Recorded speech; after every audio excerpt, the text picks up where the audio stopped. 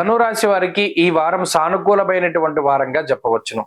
షడ్గ్రహ కూటమిలో భాగంగా ఈ అర్ధాష్టమ స్థానమందు ఉన్నటువంటి గ్రహాల వల్ల కుటుంబపరమైనటువంటి, అలాగే ఉద్యోగపరమైనటువంటి, చదువు సంబంధించినటువంటి, అలాగే వ్యాపారపరమైనటువంటి సమస్యలతోటి బాధపడుతూ ఉన్నటువంటి ధనురాశి వారికి ఈ వారం లగాయితూ కొంత ఉపశమనం ఉంటుంది అనేటువంటి విషయాన్ని మనం చెప్పుకోవచ్చు.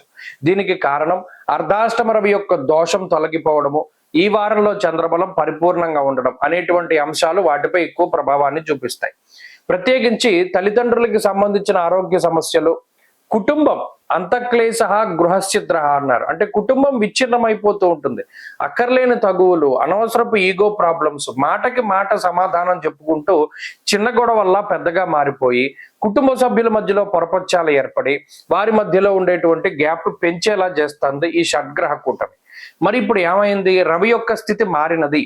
పంచమ స్థానంలోకి రవి ఎప్పుడైతే వెళ్ళిపోయారో కొంత ఈ కుటుంబ సభ్యుల మధ్యలో ఏర్పడ్డటువంటి గ్యాప్ అనేటువంటిది తగ్గుతుంది.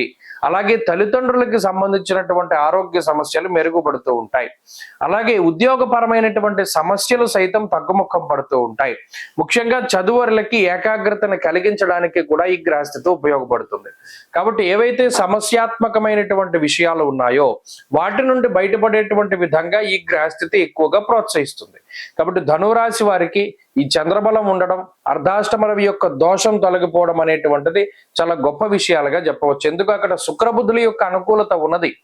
శుక్రబుద్ధులు ఎప్పుడైతే అనుకూలిస్తూ ఉంటారో కుటుంబపరమైన విషయాలు, చదువుకు సంబంధించిన విషయాలు ఇవన్నీ కూడా చాలా మంచి అనుకూలతని కలిగి ఉంటాయి అనేటువంటి విషయాన్ని కూడా మనం చూడవచ్చును.